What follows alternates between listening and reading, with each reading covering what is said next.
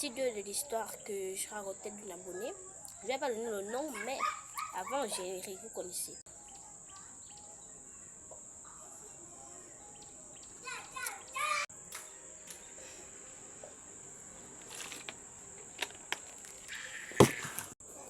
Donc, on revient. Je ne m'y attendais pas, mais j'ai reposé la question. J'ai rappelé ma grand-mère. Je dis, qu'est-ce que tu veux me dire? Parle. Elle m'a dit, oh rien, ton père va bien. Tu m'as appelé, il m'a dit, ça va et tout, tu t'es guéri pour rien. Mais moi, je ne me souviens pas de l'avoir raconté ce qui s'était passé. Donc, j'ai vu ça un peu louche.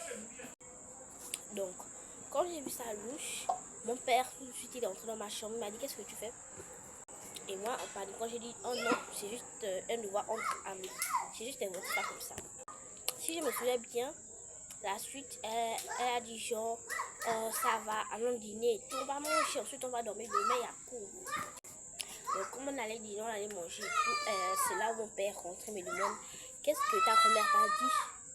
Bah moi, tout de suite, je suis choquée parce que j'ai droit à avoir une relation avec ma grand-mère et ça ne me regarde forcément pas.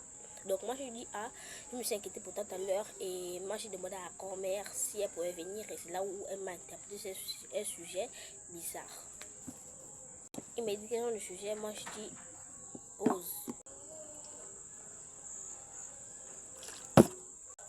Bah moi je lui dis que ça me regarde, ça ne me regardait pas et c'est là où il s'énerve. Bah oui, il s'énerve. Bref, quand il s'énerve, moi je me dis, ah c'est bon, je suis foutu, je vais me bastonner et tout, mais oh, au lieu que tout n'était pas fini pour moi, malheureusement. Bref, après il me dit, ah bon, bref, ça va. Je vais appeler ta grand-mère, elle va me dire ce qu'elle t'a dit. Bah moi je me dis, ça va, on sait rien avec grand-mère, donc il va rien raconter. Mais dans la nuit, tout a commencé. Donc, pendant la nuit, j'entendais les bruits bizarres et c'était pas la première fois, donc ça m'étonnait pas trop. Mais cette nuit-là, c'est comme si quelque chose bousculait notre maison, quoi. Un éléphant. Je rigole.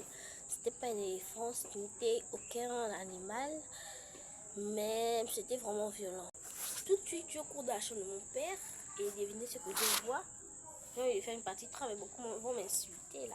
Alors, mon père, il est entouré des bougies. Et avec quoi en main, en fait, la photo de ma mère, wesh. Tout de suite, je dis, mais what? Qu'est-ce que tu fais, frérot? Mais bref, c'est pas ce que j'ai dit en vrai. J'ai été choquée.